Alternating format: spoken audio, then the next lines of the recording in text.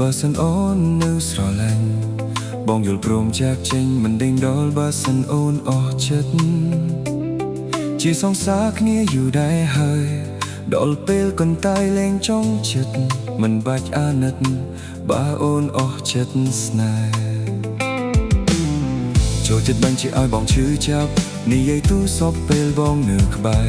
ទើសមកបងមែនទេលើកទឹកចិត្តម្នាក់នោះនៅក្បែរបើធន់បងខ្លាំងក៏មិនបាច់ទ្រាំប្រាប់បងត្រង់ក៏មិនខឹងដែរឈឺចាប់ជាងគេពេលសួរអូនមិនវាចាបើពេលនេះបងមានអ្នកថ្មីចង់ដឹងថាអូនសប្បាយចិត្តទេព្រោះអូនមិនដែលចាត់ទុកបងជាសង្សារបងយ៉ាងម៉េចក៏អូនមិនខ្វល់ទុករូបបងចោលដូចជាទុកតាសួរតាមត្រង់ថាសល់ចិត្តស្នេហ៍បងទេ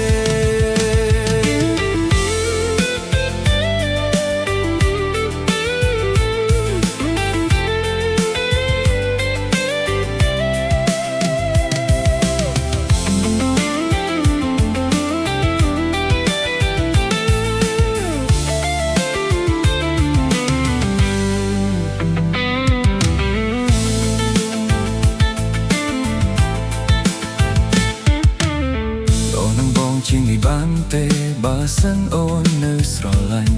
បងយល់ព្រមចាកចេញមិនដេញដោលបើសិនអូនអស់ចិត្ត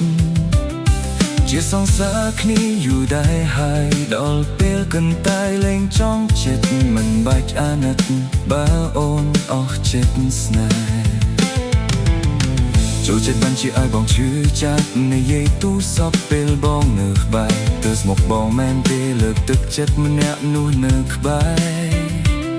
បើធន់បងខ្លាំងក៏មិនបាច់ទ្រាំប្រាប់បងត្រង់ក៏មិនខឹងដែរឈឺចាប់ជាងគេពេលសួរអូនមិនវាចា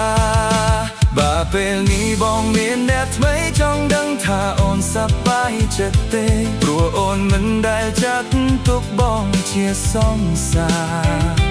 បងយ៉ាងម៉េចក៏អូនមិនខ្វល់ទុករូបបងចោលដូចជាតុបតាសួរតាមត្រង់ថាសល់ចិត្តស្នេហ៍បងទេ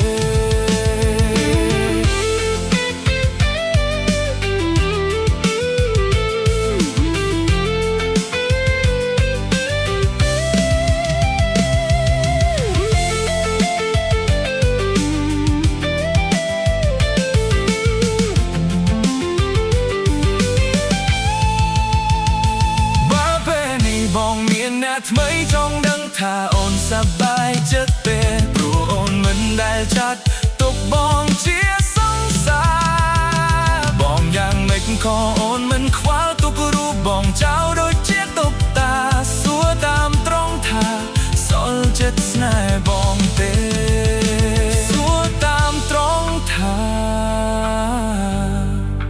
សល់ចិត្តស្នេហ៍បង